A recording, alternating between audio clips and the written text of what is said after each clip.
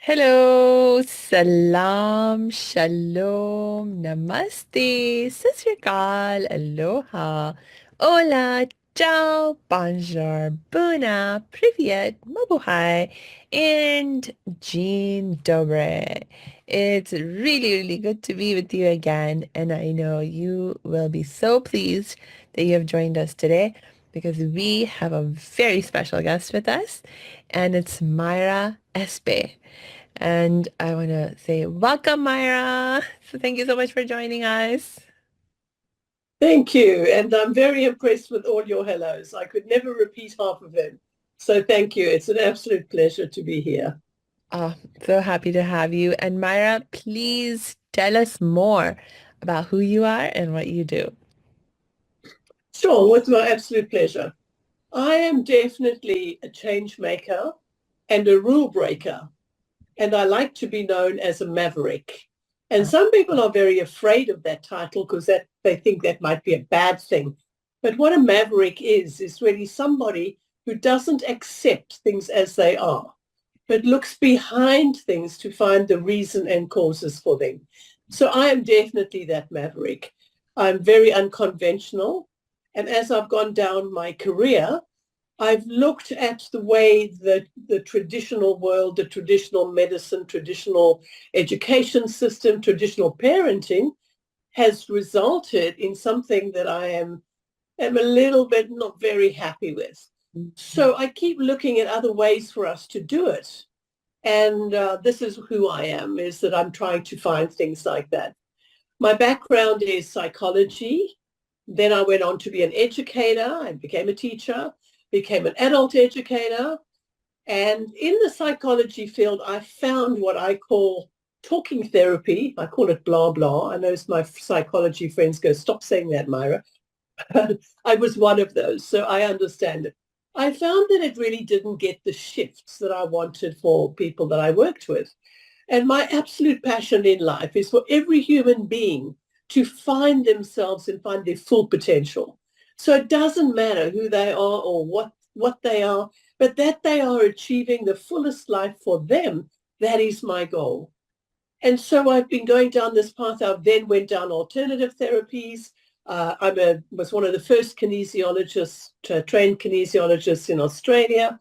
I've done Reiki. I've done a whole lot of other things, including conflict resolution, family dispute resolution. So my experience is broad because I kept looking for more and more and more to find the answers so that I could help people. So that's a little bit about the background. And then I stumbled across the fact that so many people have anxiety. And Mm, I thought, I didn't really want to work with anxiety because it's a very big field. And I'm talking 20 years ago when it wasn't very fashionable. So people felt not right and they were often diagnosed with depression. And mm, I looked at this and I thought, knowing what clinical depression is, I knew this wasn't depression. And so I looked at it and thought, this is another thing. And eventually somebody gave it a title. And by the way, I hate titles, I hate labels, I hate anything that puts a stamp on someone to define them and limit them. So I didn't like that, but I did have to look at the symptoms and see what it does. And what I have found is that anxiety, particularly in high-flying professionals and people who are really trying to move and change the world, that often it's anxiety that holds them back.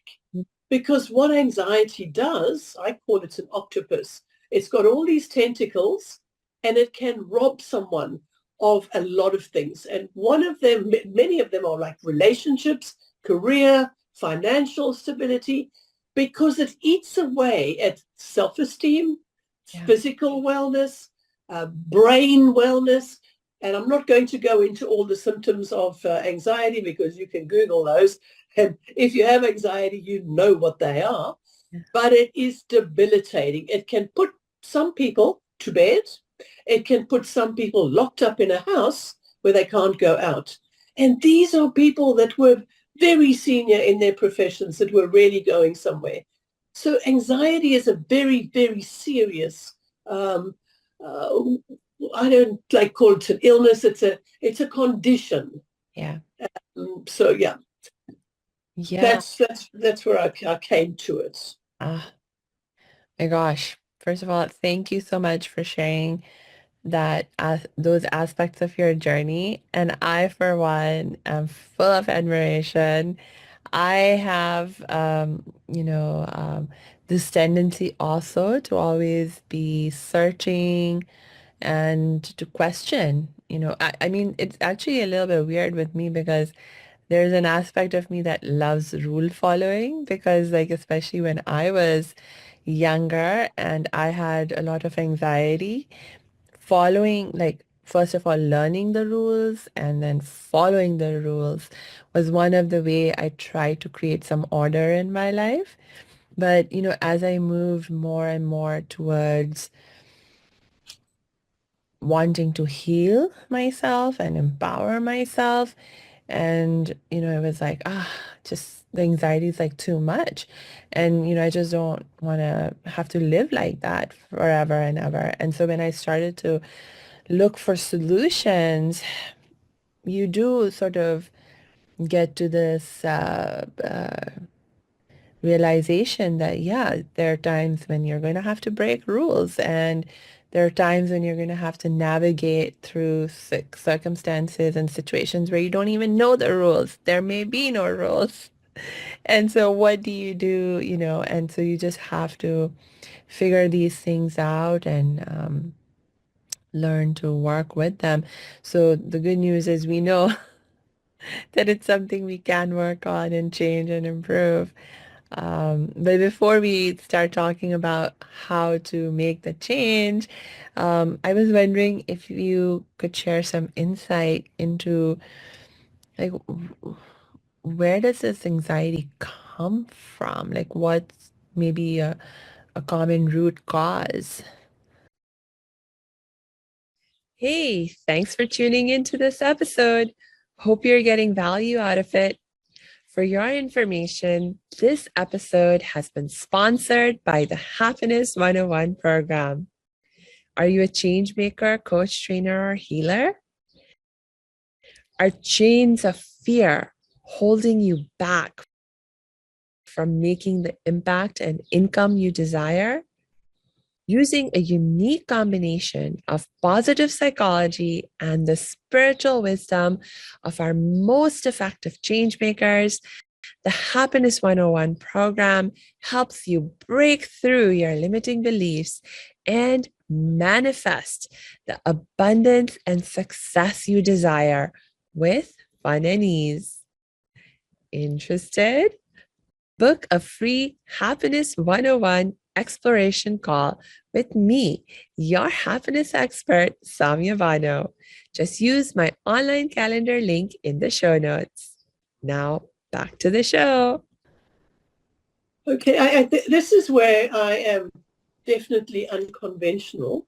Mm-hmm. People have searched for the cause of anxiety since it got its label. And yes, the cause and the moment of when anxiety starts is very different for different people. Mm-hmm. But what anxiety is, and this is where some people say, this is very difficult to believe. According to my theory, my work, my beliefs, my everything, anxiety is purely a whole lot of neurological pathways that have got scrambled up. Mm. Tell me So more. that is basically what has happened, is that in my work, I explained, and I've got a lovely series called The Marvels of the Mind, which is a 3-series thing that I'm about to develop and give away for nothing. But in that, I explain how the brain works, how it should work, what stops it from working, and Mm. what causes the anxiety. So all of us, when we are born, have straight neurological pathways. So messages go from one dendrite to another. And if we didn't have any trauma or any conditioned influence in our lives, like parents giving us rules, telling us how to do things, we would all be perfectly fine. But as we navigate through life, it is not straightforward. So different things affect us, and those neurological pathways become scrambled. Mm. So, for example, instead of a message going straight from A to B, it might go via somewhere else before it gets to B. And just to give you an example of how these pathways work and how they attach to our body and to everything else, if, for example, you see a hot stove, Yeah. and you see the hot stove, and you know somewhere in your conditioned response that perhaps you shouldn't put your hand on that hot stove, but it's moving towards it, a message will come from your brain all the way down your neurological pathways to that hand to say, lift it up. Mm-hmm. Now, that message happens in a nanosecond. You don't have to wait for the message to go from 1, 2, 3, 4, 5, 50 million little neurological pathways. It happens in a nanosecond. And that's what happens to us. In 1 nanosecond, we create a response.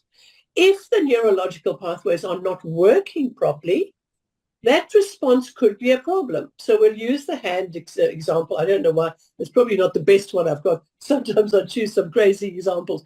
But if, for example, your neurological pathways are really not functioning well, and because of a whole range of things that I do teach, you might put your hand on that hot stove because the message didn't get to your hand fast enough to say, don't go to that hot stove. Mm. So you'll put it on the hot stove before the message got there. Mm. And this is the same with anxiety.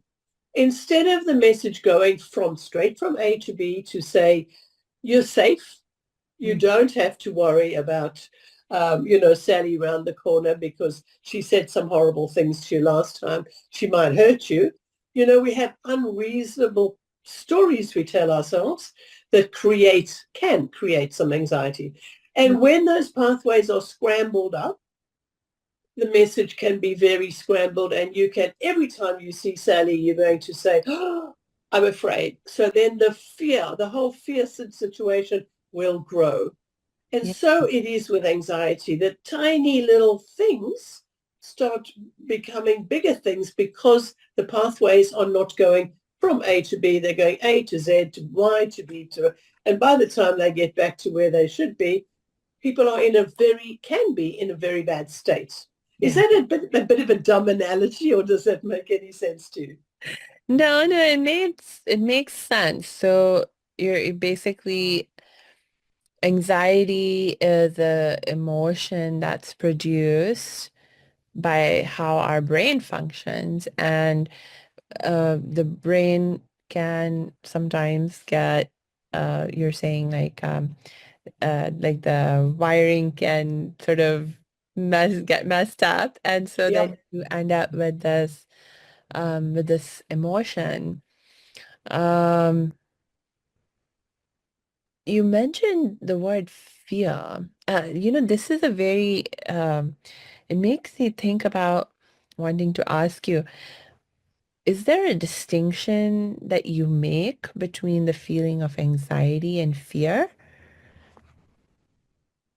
I think fear is a symptom or a result of anxiety. So it's a little bit of a circular thing. It can start with fear, and then it turns into something can create anxiety, or because of one's anxiety, which is purely just scrambled messages, that fear builds up and becomes bigger than it is really real.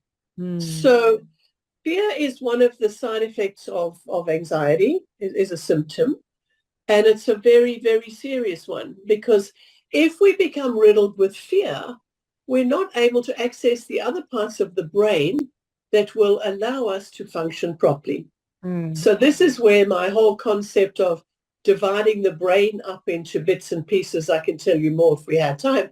But once we know how the brain works and functions, we will see that anxiety is purely just sometimes the communication between the different parts of the brain that are not working.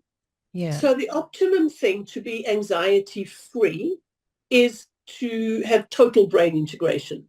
And when I talk about the brain, I'm not ignoring emotional, mental, or spiritual at all. I always work with the 4 pillars and believe all of them have equal importance. So all of those. But when we're talking about anxiety, the brain does tend to dominate the how we can deal with it and how we can make sure that we're okay. So the brain is the one that actually dictates to the rest of the body, to the physical, the mental, and the emotional about how to cope with all of that. So fear basically sits possibly in the emotional, mental side. Uh-huh. So that gets driven by how the brain is coping.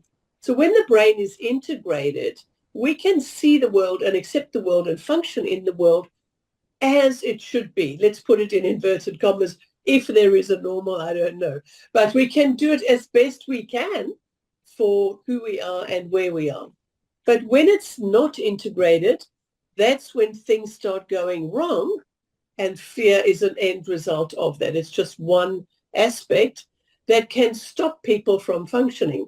So if you talk about high achievers, for example, or even middle achievers or whatever achievers, people who want to go out there and get things done, very often fear is that very thing that will hold them back. And once we analyze what is it that you're really afraid of, it often is a pattern of brain integration that goes through anxiety or not through anxiety, but creates the state of fear. So fear is a pretty big thing, but it is a result of the state of not being brain integrated. Mm. Yeah. Okay. So, um, what is so just can you uh, give an example of what when you say brain integrated or brain integration, what does that look like? What and what are we talking about when we have good brain integration? What does that look like? Okay. I'm going to just very quickly tell you how we break the brain down because it'll make it easier to understand. So we break the brain into a whole lot of bits and pieces. So it's the top brain, the midbrain, and the bottom brain. The top brain we divide into left brain, right brain. And I'm sure you've heard people run around and go, I'm left brain, I'm right brain. And I always say to them, oh, you poor thing. What about the rest of your brain? We all are whole brained, but we choose to function in a particular way. So left brain is, your linear, sequential, and whatever. Right brain is creative, big picture, etc. So midbrain is where the emotions live. So we call it Muriel. Midbrain lives in the middle where the emotions are. And this is when you say, what does an integrated brain look like? We found that a lot of people that are in prison do not have access to the midbrain, or it's called the limbic system, to be quite honest. They don't have access to that. So their brain's not integrated. And in the midbrain lives conscience, consequences, responsibility, things like that. When people don't have access to that, this is when often the criminal behavior comes in, or children tell lies. So in my parenting, when children tell little white lies, I will explain to them that's what's happening, and then show them how to get the midbrain engaged again to change that behavior. So that's the midbrain. Then the base of the brain is where you have fight or flight. So very often, as you know, we can face things and we either take off or we're very aggressive and fight. And if you're stuck in that part of the brain, that's all you have available to you. So that would be called a brain that is not integrated. An integrated brain is using the base stem, the midbrain, the top brain together to find solutions for what's happening. So, for example, if you do have a problem and you don't have access to your right brain, it means you can't see the big picture. You'll become over-focused. So this is a bit like children with ADHD. They're over-focused. They look down. They can only see what's in front of them because they don't have access to the right brain. When the right-hand side of the brain is brought into the picture, then they can start seeing the big picture and being able to look up and do something else.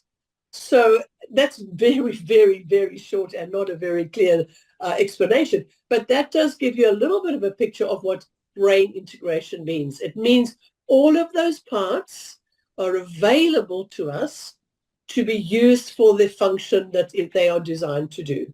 Yes, yes. No, no, I thank you for explaining that because it does make things more clear for me. You know, the idea that there are all these different aspects of our brain and how our brain works, but also, that and they're connected and they're meant to be connected to the way we think, the way we feel, the way we Yeah, act. And so to do that in a way that that is integrated, that is actually connected with each other. So our actions are not, for example, divorced from our emotions, or our thinking and emotions are not divorced from like each other and so on and so forth. Yeah, that makes sense. yeah, yeah. And this, I believe, is the missing link Mm. in our lives, is when we this is very simple. Once I actually teach the whole process, people go, why are we not taught this in school?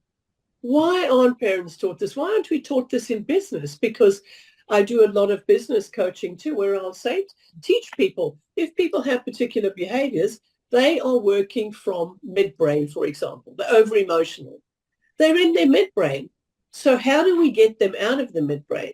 So that's the next step. But once we can identify where people are operating from as a dominance, we Mm. don't always have one dominance, but I'm sure you know people that are absolutely so meticulous about everything. If you move their pencil, they will be very angry because they're stuck in the left-hand side of the brain and everything is linear. It's linear. So if you disrupt the linearness, they don't know what to do because they haven't learned to have access to the big picture, which says it's not terribly important if that pencil's moved. I can move it back. But they become very fixated on that. So the understanding the parts, learning to use all the parts is even more important Mm. because we need everything, but at different times. Right. Yes. So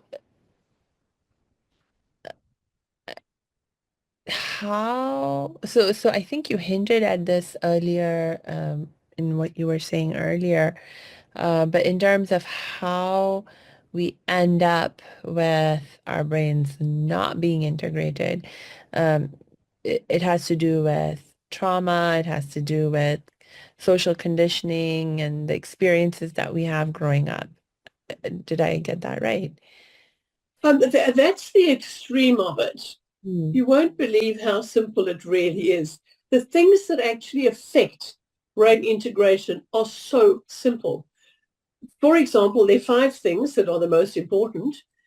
The one is hydration. Ah. If we are not hydrated, those dendrites I spoke about cannot get the messages sent to the next neuron, and they get stuck and they get lost. And Mm. often when people come to me with a whole lot of things, the first thing I do is say, how much water are you drinking? If they're not drinking enough, I'll send them away and go, you go and drink your 8 glasses of water and then we'll talk. For some people, that's all they need. They are dehydrated and the messages don't go as they should. Oxygen to the brain is exactly the same thing. So water is to the body as oxygen is to the brain. We know, if it's only a certain number of seconds you don't have oxygen to your brain, it dies. Yeah. So sometimes people don't breathe properly and they expect to function properly and Mm. wonder why they get really anxious or things are not working because there's not enough oxygen. So simple things like water, oxygen. Of course, there's a whole lot of dietary things that can throw brain integration and environmental factors. Of course, as you mentioned, trauma, conditioning, culture, a whole lot of who we are also affects how our neurological pathways can stay stable or be put out. Like you said, and I hear this a lot from women when you were a beautiful little rule, obeying rules, which is really beautiful. And so lots of women feel they have to do what they're taught. these are the rules and I have to obey them. And part of their souls and their values are not aligned with those. And Mm. that causes the conflict, internal conflict that also affects how these neurological pathways affect the integration of the brain. So as you can see, we're starting to get into very complex things here. It's not simple. It is, in fact, quite complex. Then we've got the electromagnetic poisoning, the phones that are going through our brains. We've got dirty air. We've got dirty water. So this is not, and this is why people who say, give me 5 tips to take this away, I can't do that. Mm. I can't do that because if I have a promise to all my clients to do the program, that if they do the 8-week program and they do it thoroughly, I guarantee they will be anxiety free. But the reason I can do that is because I'm working with them and Yeah. seeing where the gaps are. What's Yeah. going wrong? Because we're not robots. We're not the same. We're all different. Our backgrounds are different, our cultures, our diets. So it's not a simple answer. This is not a simple concept at all. Yeah.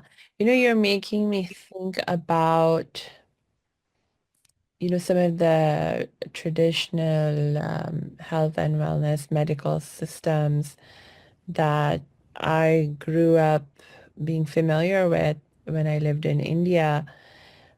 So, like the one of the primary traditional health and wellness systems in the Indian context, we refer to it as Ayurveda. You Yeah, know, so i- in Ayur in the Ayurvedic approach is actually so holistic. And yeah, what you are saying yeah, makes sense as to why it would need to be holistic and why it is holistic. They like you have practices to help you with it's basically like an entire lifestyle yeah, actually. yeah, So there's directions and recommendations with pretty much every aspect of how we live our lives. And so much of the emphasis there is on how do you maintain wellness, yeah, rather than, oh, first you get sick and then you try to make things right. But it's like, no, like how do you maintain wellness? And I remember as a young person, I did not always appreciate like a lot of what I was learning in that kind of context because it felt because we weren't actually properly educated in the system and the philosophy of it and the understanding behind why we were being asked to do different things. A lot of times we were just told, do this, don't do that. And like for me, at some point, I developed a lot of resistance against being told what to do. And so I was like, no, I don't want to be told what to do. I don't want to be constrained. I want to do things as I want to do them and so on and so forth. And so, there's that rebellious part of me that didn't understand and didn't appreciate why there was such a focus, for example, on posture. It's yeah, like you need to maintain good posture. Why? Who cares if I slump? yeah, yeah, yeah, yeah, How does it impact my ability to be a good person or live a good life? But yeah, actually, in various ways, it does, yeah, turns yeah, out. And similarly with other aspects of like recommendations that are given of what to eat, how much to drink, when to eat, etc. And so like when you don't have that understanding as to, why you're being told to do something, you just feel like, it's just unnecessary restrictions and I don't want to deal with it. So yeah, it's just so amazing how in some ways complex our system is, and it's made more complex by the fact that it's not even just our own bodies that are impacting ourselves, but other people are impacting us. The environment we are in is impacting us. So there's just like so many different things that interact with each other and impact each other and impact us. Absolutely, absolutely. I think what you're saying is just is very beautiful. And of course, your system, your Vedic system, is certainly one of my absolute favorites. I think it's the most holistic and amazing system. And I think that it could benefit the world a lot if we followed that process a lot more. And I do think holistic everything is the most important thing. And when I'm talking about the brain, that's just because that's become what I perceive is the missing link Hmm. in a society where all these things are happening. This does not mean it's the be all and the end all. However, without the brain integration, that adjustment and settling into a community, a family, a relationship is messed up. And that's why I just really am so passionate about getting people to become brain integrated, because then you can move into all of those other systems Yeah. using your whole brain. So making decisions for yourself, like you, I was a little bit of a rebel too. And to this day, if my husband tells me to do something, I just look at him anyway. Okay, I'm telling you, I don't like to be told what to do. I don't like it ever at all. I want to get the facts, process it, and make my own decision. And it sounds like that's what made you a little bit of a rebel too. But you see, this is what I've in fact taught some of the teachers here, is to say, do not tell people what to do. Do not put people in boxes. Do not put labels on people. We need to educate. And education, in my view, is what I call my triple A. All my programs have triple A. And the first one in the triple A is to become aware. So when people become aware of the situation, a lot of people go, aha, I didn't know that. I didn't know that. So that's part of first becoming aware. And the second part is acknowledging how that information affects us personally. So Right. we have to acknowledge that whatever it is we're aware of has an impact on us. Nothing is as alone as we know. Everything is interrelated and it's energy, and we can go into another million conversations around that. But the point is, when we are aware of what's going, if we're not aware, we can never, never function holistically or become brain integrated. And then the second part is when you acknowledge what it does to you or how you can use it, what it means for you, for the world, for your job, your family. Then the third thing is action. Then we develop a plan. Then you can say, this is me, this is who I am, this is how I'm going to choose to function. And then I pull in the four pillars, and all the four pillars can be addressed through this beautiful process of a total brain integration Yeah. and being aware of your own choice and responsibility. Yes, I love these three A's. You know, um, it has happened so many times in my own life where I developed awareness of something, but I didn't get around to acknowledging how it was impacting me. Uh, and so that becomes sort of like something that prevents you from being able to take appropriate action. I Exactly. remember like for example, learning about abuse. So like, I was taking a workshop and they were like teaching about, okay, well, what is abuse? How does it impact people? This and that. Learning to recognize the signs of abuse in a relationship, etc. And so I developed awareness. But then um, it, I started to, with that awareness, look at other people and be like, oh, look, I'm seeing this sign and symptom of abusive behavior in this person or in that relationship. But I wouldn't look at my own life and my own experiences and acknowledge what was happening with me for like uh, quite some uh, time, you know? uh, And finally, when I did acknowledge actually, it was like very interesting. Like I remember this very specifically. I was talking with one of my friends, and you know how sometimes you just say something that you didn't really mm, mean to necessarily say or realize you were going to say it, or that it really was something that was true. But once you say it, then you're like, oh my God, this is true. And I can't believe I never realized this.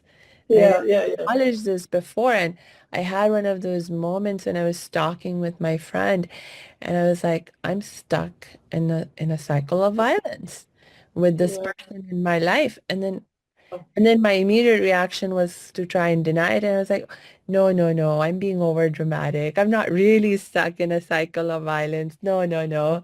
Uh, Yeah, but then I had to stop myself and be like, oh no, oh no, I think, oh gosh, the truth just came out of me. I am yeah, stuck in a cycle of violence. And now what am I going to do with that? You know, yeah. so, and until I made that acknowledgement, I couldn't take the right actions to, yeah. Exactly, exactly, exactly. Yeah, that's a beautiful example.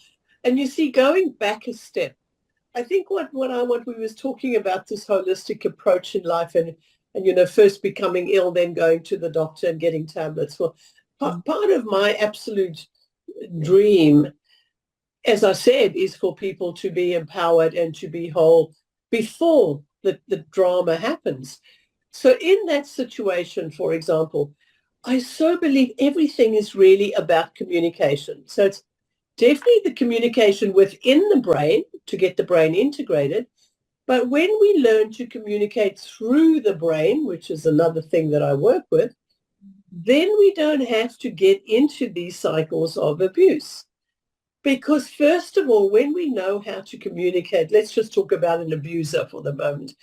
When we know how to get our own needs met, and we know how to ask, and we know how to get help, and we know what part of the brain to use to do that, we can actually resolve some of the issues that would drive these people to the violence. Right. So, excuse me. So this is about educating how this all can work and how we communicate. And then, as you say, to recognize when we are totally integrated, we can recognize what's happening. And I do a lot of work around the gaslighting. I've done a whole series on gaslighting, which is exactly related to what you're saying, because people don't want to accept that their perfect little dream Yeah. is not actually happening. Yeah. But when we are brain integrated, we can look at it a different way. Mm. And this is why we become aware of what's happening in my brain here. Why am I accepting this? Why, what part of me? And for some people, it does mean a little bit of digging back into the past, but never in my programs do we go and do the whole blah, blah therapy thing, go through your trauma again. You've been through your trauma once, in my view. You don't have to relive it. I don't believe that. So I don't work from that place. I work about being aware it's there, absolutely, acknowledging what it did to you, and then later on we go to the forgiveness and all of that stuff. As I say, the work is complex because forgiveness is definitely a step in that situation. So once you acknowledge that, and then you can make action, the action can be, what am I going to do from now on with my whole brain? How can I use my brain to achieve? And we're going back to change makers and people that are really looking to do special things. How am I going to get my brain integrated? What is missing? What's the missing bit that's not working? Yeah. And then I can show how to get that bit working. And it's not a big traumatic thing. When the bit works, you've got your whole brain going, can fly. People fly off because they're not restrained by a little part of the brain that's not working. Right. Yes. Yes, because our the way our brain works. Um, I mean, again, because we are a whole person, we're a whole being. We every aspect of us is interconnected and interdependent. And so this is something that I've been learning recently that has been a very eye-opening for me, that the way our brain works, its wellness is really important. Our physical health and wellness is really important, even to our spiritual health and wellness, Yep. Yep. because again, everything is connected. And so when we take better care of our physical health, our mental, emotional health, it actually has an impact on our spiritual health as well. And Absolutely. vice versa is also true for sure. But it's like for us, a lot of us, we don't like, it's much easier to come to an awareness of what's happening with our bodies, with our minds, with our brains, than it is to come to awareness with what's happening with us at a purely energetic and spiritual level, you know? Yeah.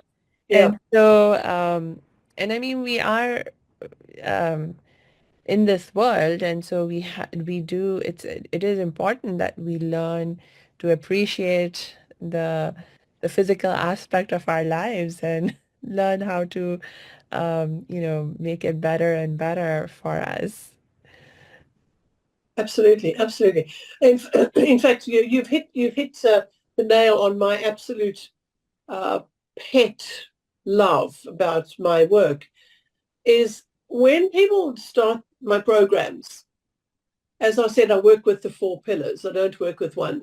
Most people want to do, as you've just said, they want to get the physical stuff sorted. Yeah. I want to get thin. I want to get fit. I want to do. And they go, what are we going to do about this physical stuff? I go, physical comes last. Oh, Mm, but I want to do physical now.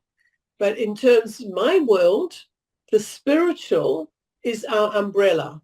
mm, If we do not know what we believe, some of my first questions in the very first questionnaire they get is, what do you believe? And I go, what are you talking about? I thought we were coming here to do, menopause work or anxiety work. Why are you asking me what I believe? And you see, that's the big issue. If we don't know what we believe, we don't have a foundation. We don't have an umbrella to cover every decision we make. We're yeah. lost, absolutely lost. So I totally get you that it's working that spiritual stuff out first. Yes, we can grow it and develop it later, but we have to know what we believe. We Yeah. have to know what we believe. Yes. My sister, who happens to be really um, wonderful. I mean, I would say like her core strength is her understanding of people and complexity in relationships and being able to help navigate people through relational complexities. And she also, she talks a lot about relationship with self. And one of her favorite questions to ask is, what do you have faith in? What do you believe in? What can you trust? You know, Yep. especially when things are like when you're on shaky ground, when things are going wrong, it's like you have to come back to that first, and Exactly. ground yourself in, what can I have faith in? What can I have trust? What do I have trust in? What do I believe? Yeah. Absolutely. That is for me the core of everything. Mm, Once we know what we believe, and most people don't know, 90% of people go, I haven't thought about it. So how can we possibly move forward in life when we don't have that foundation? mm, So that definitely is the core in my world is, what do you believe? And then it's about, how do we link that belief to our actions? mm, So let me just go one step back and say it doesn't matter what we believe. Mm. That's irrelevant. It's that we believe in Uh, something. What yes. we believe in is a personal choice, and it's we need to be very respectful of everybody. But with no belief and no knowing what it is we believe, we definitely are bobbing around in the ocean with not knowing where we're going. So I've lost my train of thought because I'm starting to get very passionate about it. No, I love it. And I then I love want to give you a whole lot of other information because I'm so passionate about how the core of everything. So even though this brain stuff is what definitely can sort out anxiety, we have to make sure that those four pillars in my world, spiritual, mental, emotional, and physical, and the brain is part of physical, but it's not the weight loss gummy bears, yeah. having to look in a particular way. It really, the physical is how do we love ourselves? How do we love our body? How do we treat our body? How do we treat our mind? If we are dehydrating ourselves, we're not loving ourselves. We're not looking after ourselves physically, Mm. never mind mentally. So, yeah. Yeah. Yeah. And the thing is about beliefs and what you believe in, uh, that not all beliefs are necessarily empowering. I mean, a lot of the beliefs, I mean, everything that we do is actually, whether we realize it or not, it's being driven by our beliefs. And Yep. in so far as what we are doing, what we're feeling, what we're thinking, are things that are not very empowering, that are not allowing us to experience the kind of peace and happiness that we desire. Yep. It's that there are these beliefs that we're holding that are dragging us down or weighing us down. And so, it's equally important to be aware of our beliefs for that reason, that if we change, we may have to actually shift some of those beliefs to be more empowering for us, more healing for us. Yeah. Yeah. Yeah. One of my favorite things is when people think, oh, I've got so much to change. I need to change. I need to fix. That's another word. I go, no, we don't talk about fixing. I need, we are all born perfect. We do not need to change. Now, for some people, they go, oh, that's a lot of rubbish. Of course, I need to change. What we need to do is to alter the brain functions, the behaviors, the beliefs that do not support us. Hmm. So if any of those are not supporting us, then we need to actually find another way of changing or altering the belief so that it supports our core value, etc. But when people feel like if I say to you, you need to change, you really need to change, that what you feel, remember that now. But if I say to you, you don't have to change, we just have to think about other ways that might work better for you. Hmm. You see, the second one is a gentle one. It's a one that can work. People don't put their barriers up because we don't have to change. We just have to figure out what it is that will make things better for us to lead the life we want to do, to be empowered ourselves, to empower others. And of course, part of my program ends with what are you going to give back to the world? Service. So it's a whole continuum of getting it right. And if we go back to the AAA, it's so easy. Are you aware that this particular belief, this thought pattern, and I deal a lot with language, I drive my clients crazy because the language we use creates our tomorrow. So when we are aware of that language, then we can acknowledge, every time you say to yourself, I can't, for example, what is it doing to me? What is it doing to me neurologically? What is it doing to me belief-wise? How is this holding me back? And then what do I need to do? So maybe I need to find a substitute word or phrase for I can't is I can, or something like that. So it's all minor. Most people to move from where they are, excuse me, move from where they are to where they want to be. Tiny little shifts, not big ones, tiny ones. And it's the same with anxiety. The shifts are tiny. And people have built this anxiety thing up like it's the biggest monster in the world. It's not. It's a lot of tiny little things, tiny pathways that aren't working. So we've got to find them, acknowledge, be aware of which ones aren't working, acknowledge what they're doing to you and what will happen if we change them, and let's take action. It's Yeah. easy. It's easy when we have a system, understand how it works, and know where we're going. So Yeah. that's the belief. Yes. And you made me think about going back to the idea of like I hate being told what to do. And for me, Oh, one is like, you must change. You need to change. yeah, Like being told what to do versus what you are saying, a better approach to say to somebody, well, let's think about what can you do differently that will work better for you. So like for me, that is more empowering for me. That's like me. I get to think, I get to consider, and I get to choose for myself what I yes, want to do. And that is actually a subtle shift, but it's a very important one. yes, yes. Yes. But you make it because based on what you want, Yeah. not what somebody else believes for you. Again, because everybody knows exactly, do this, you shouldn't, you should, you should. That's another word we don't use, should.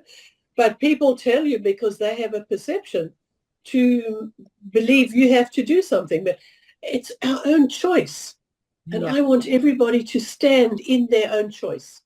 You can choose X and Y, and I'll be aware of that choice. I will acknowledge what each will do for me, and then I can take action. Very empowering. Yes. And because we have been talking about anxiety, I realize and recognize, certainly for myself, that one of the reasons why I hate being told what to do, or I used to really hate being told what to do. I don't have such a strong reaction to that anymore. But the reason I used to really hate it is because it actually did make me anxious because I really had a strong need to feel um, in control of my life and my well-being. And so when I thought someone was taking my power away, it made me very anxious. Or if I thought I didn't have power in a situation, if I don't have choice in a situation, again, that feeling of, oh, I cannot control this, I can't be in control, I don't have power in this situation, that actually is what that belief or that idea or that perception is what triggered my anxiety because I had Yeah, such a deep need to, feel in control and yeah. stuff. Well, see, when we talk about control, excuse me, control really lives in a part of the brain. So when we understand the whole brain again, we understand what is that control is an overactive part of the brain.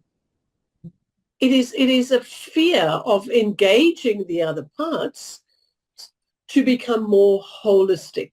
So the control is probably one of the biggest issues in relationships in the whole world. And not just relationships. Look at our current war. All that is about control. It's about somebody wanting to control something. So when we learn how to use our whole brain, and we can in the fight flight, even if we're stuck there, we Mm. can say to ourselves, we can become aware that living in that little space of the brain, there are two parts, fight or flight. So we can fight if we choose, but we also have the option of flighting, which means sometimes in an argument or whatever, we can stay there and argue and argue and argue, or we can say, I'm going to go for a walk and to clear my head, and I'll be back in 20 minutes. So it's about choices. When we know how our brain works, we can then move into a different part. Excuse me. So I'm drinking so much water because I'm talking too much. We can move into a different part of the brain, access that part, and have a different result.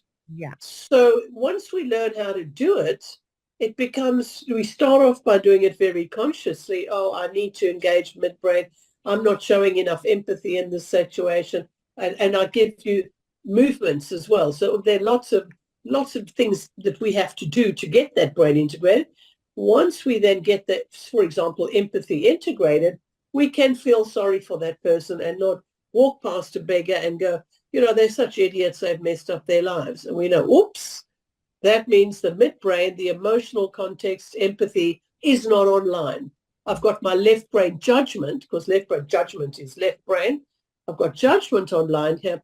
How do I get empathy? And then I teach you how to get that back. And you can say, I feel for you, I care for you, I will help you, I will do whatever. A different result by being aware of what part of the brain is overriding the other parts of the brain. Hmm.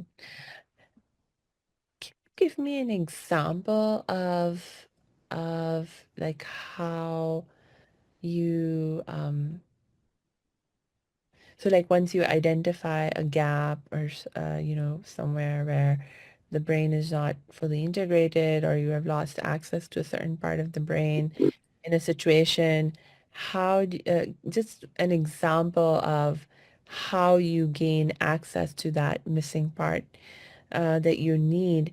Because a lot of times, like when people think about um, getting help for like in a mental health context, emotional health context, they're very they think, oh, I don't know, like they just don't know what to expect, and so it it holds a lot of people back. And like for me, like when I actually started to understand and see and experience how beautiful and simple and just normal these things are, it really helped me to be more open to receiving and asking for that help. So if you could give us an example. I'm going to give you a brush stroke and then I'm going to give you a parenting example because I Okay. think it's a good one too. The brush stroke is we do something called brain gym, which is a set of movements that you're taught exactly what movement will integrate the other part of the brain. So if I will show you and teach you and guide you to know what part of the brain is overactive and what part is not active. And so by doing uh, certainly a little bit of brain gym, it can immediately pull the other part in. But an example that I thought about this morning actually was um, I see very often I go to the supermarket and you'll see a child screaming their head off. I'm sure we all know this one. At the checkout counter, they've got all the lollies, all the sugar. It's all there. The child wants it. And they're screaming and screaming and screaming. And the mother is doing one of two things, is either shouting at the child or trying to discuss and negotiate with the 2-year-old, darling Johnny, you shouldn't, trying to negotiate with it, and the child screaming and screaming and screaming. It doesn't work because whatever you're doing is you're keeping that child stuck in the flight or fight. He's fighting. He wants the lollies, and that's all he's going to do. Scream, violence, aggression. He's going to keep doing that until he can get out of that. And with mommy just going screaming or blah, blah, blah, he's staying in that.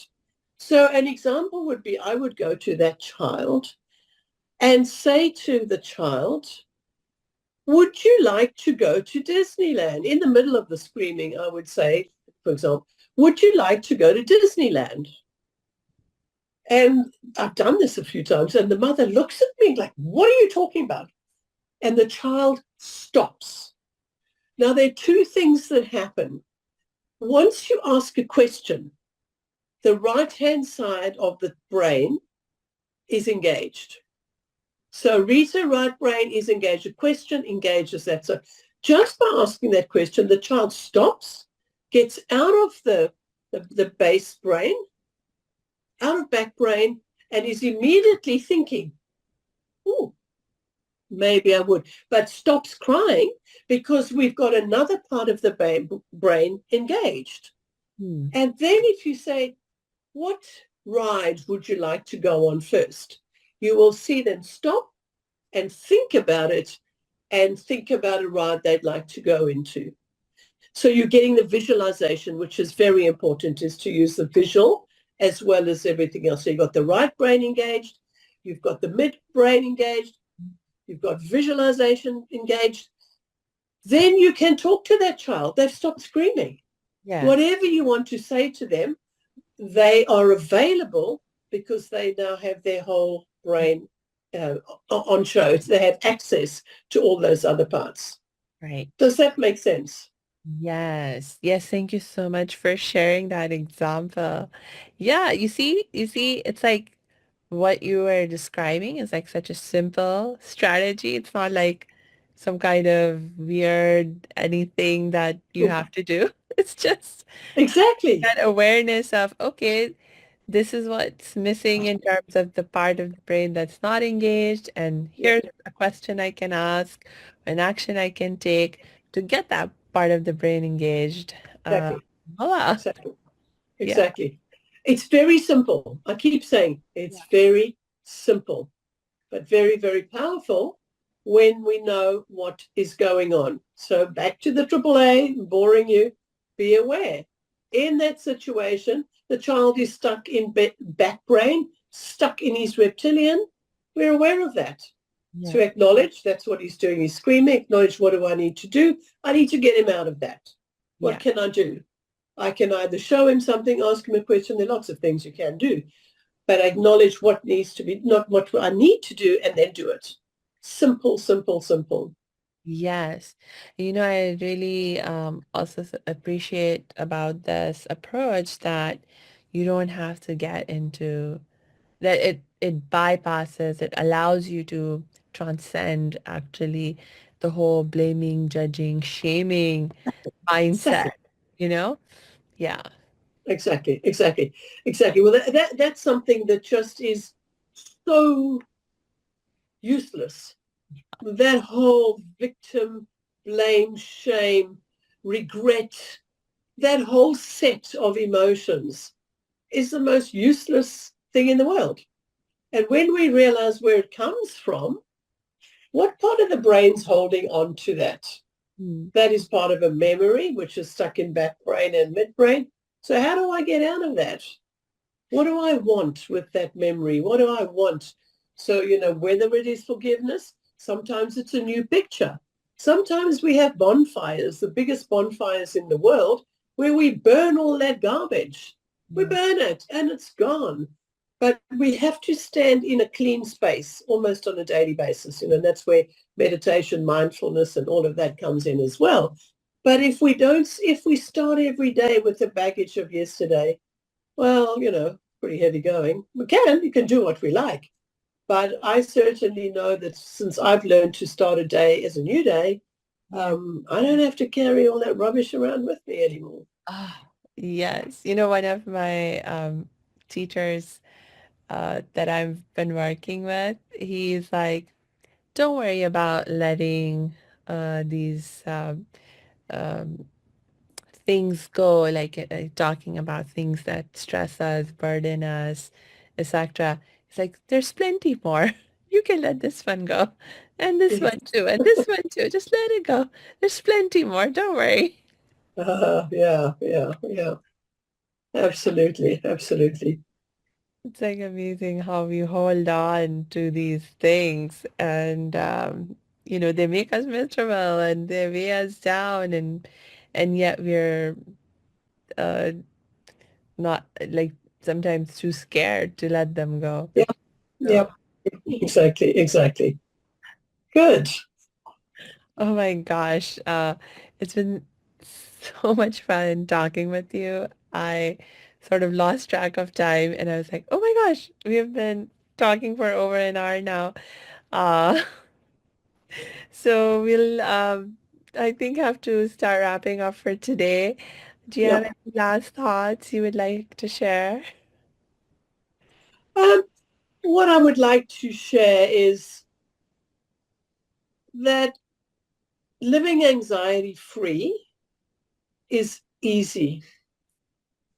And I just want to share, just closing off, that the two myths that are in my book, and if anybody wants, I have a free book and a free 5-day workshop that you just have, just because it shows what I do. But the two myths are that you cannot get rid of anxiety. That's a myth and it's rubbish. I know you can live anxiety free and it can absolutely be got rid of. So I think I'll just actually finish with that anxiety, you can live anxiety free, and it is not difficult. Yeah. It is not difficult, but it does take a process of putting the habits of the past, altering them to form new neurological pathways. So the new neurological pathways are just, instead of saying, I can't do that because grandma and whatever did it and it's genetic, nothing's genetic anymore. We've proved that now. Epigenetics are saying that's rubbish. Only about 1% is genetics. The rest can change. And they've proved that neuroplasticity can change anything. So anxiety can go, and it can go easily and simply. So I just wish everybody that's here today just a beautiful festive season, and just hope that if this anxiety thing comes along, just remember what I say. It is easy to get rid of it, and know that you do not have to be burdened with this for the rest of your life. Yes, I love that. Thank you so much. And I'm so on board with you on that. And my last reminder to our audience is to please make sure you check the show notes, because we will be dropping Myra's links in there, including the link to your book, Myra, because you shared that with me and you said I could share it with our audience. So I'm so Yeah. happy for you sharing that gift with all of us. So please make sure you check the show notes and get in touch with Myra whenever you're ready to get the help and support that you want. And also make sure you download that book. And until we connect next time, I just wish you lots and lots of peace and joy.